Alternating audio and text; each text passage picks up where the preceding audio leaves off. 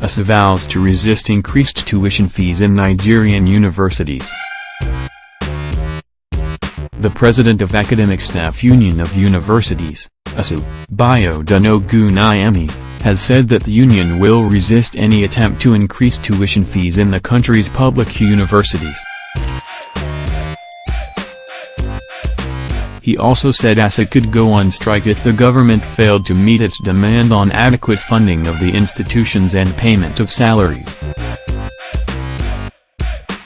Mr. Bayodun, who gave the hint in an exclusive chat with Premium Times, said the union would not accept any increase in fees by state or federal governments. "We will not tolerate any attempt to increase tuition fee. We are against telling people to pay more, even the current fees. We are still fighting them. We as a body have always stood against fee increment and we will continue to stand against it," he said. The union leader spoke against the backdrop of reports of a possible increase in tuition fees in universities by the federal government. According to Mr. Bayodun, ASUU has been engaging the federal government since November 2016 on issues rocking the university system.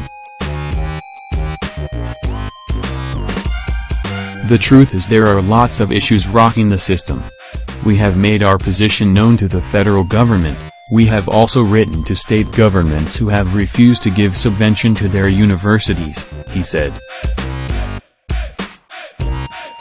"Some of them cannot sustain one university and they go on to establish 2 or 3, compounding the issues. We have given the government till June ending to attend to our needs. If the government does not call us by June ending, we will convey a meeting to take our position. However, we are trying to engage the government, but if they don't invite us to a meeting before June ending, we will still take our position on whether we are going on strike or not. But that will not be like early July but middle or late July, that is if they don't heed to our demands, which includes payment of salaries, funding, research and lots more." Asked if ASUU would initiate a meeting with the federal government, he said, "We will not initiate any meeting if they don't call us. We can't initiate meeting." He added that the feedback received from the petitions written to the government would determine whether there would be strike or not. The ASUU president also spoke on the crisis at the Akintola University of Technology, Lawt. "We have issues like this. A case where lecturers are not paid for months will no longer be tolerated. The truth is that this and many more make up our demands. We have written to all state governors too, and we want to engage stakeholders in this issue. That is why whatever happens in July will be very comprehensive," he said. Meanwhile, the Oyo State Commissioner of Education, Adeniyi Ilowafla, has said the owner states are committed to speedy reopening of Lawt. He said the university would have reopened, if not for the controversies surrounding the issue of audit of its finances. Mr. Ilowafla told Premium Times on Saturday that the government had given a 3-week ultimatum to the external auditors, but were hindered due to lack of documents. He also said that the stance of ASUU had remained a major problem towards resolving the crisis. "The truth is when the auditors were to come in, we gave them 3 weeks to complete the audit. The 3 weeks should have elapsed but the auditors did not have enough documents to work with," he said. According to him, the Oyo state government used federal allocations to pay civil servants' salaries and used internally generated revenues to fund other institutions like Lawt. He said the government had just paid and $144 million as subvention to the institution. "As we speak now, the allocation that lately came from the federal government, everything was used to pay workers' salary in the civil service," he disclosed. The Oyo state government also just paid N144 million to LODC as subvention. We are committed to the reopening. We did that.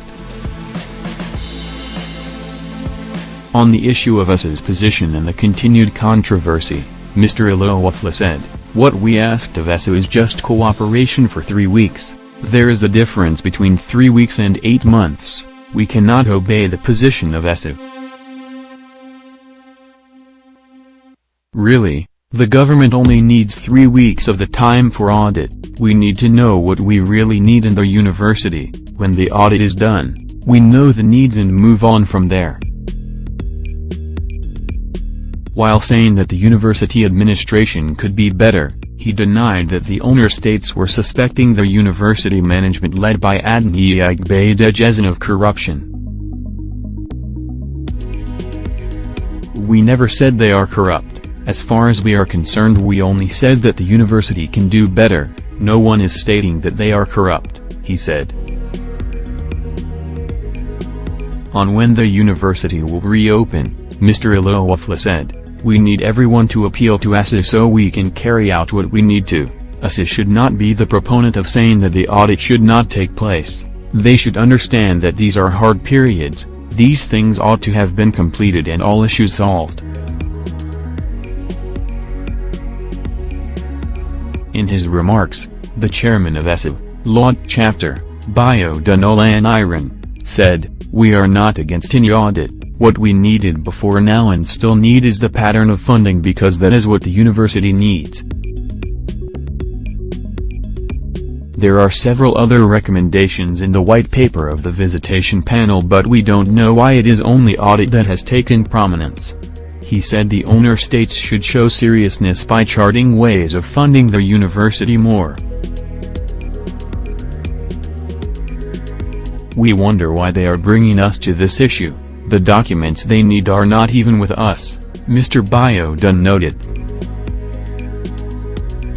Efforts to speak with the vice-chancellor of the university, Adeniyi were unsuccessful as he did not pick his calls or reply messages sent to his phone as at the time of filing this report. LODC has been enmeshed in controversies surrounding poor funding and disagreements between workers and owners of the university on ways to resolve the problems. The Alumni Association of the institution recently launched a #Fund LODC initiative intending to raise about N1 billion within 90 days to support the university. ASUU leaders in Akure, Ondo State,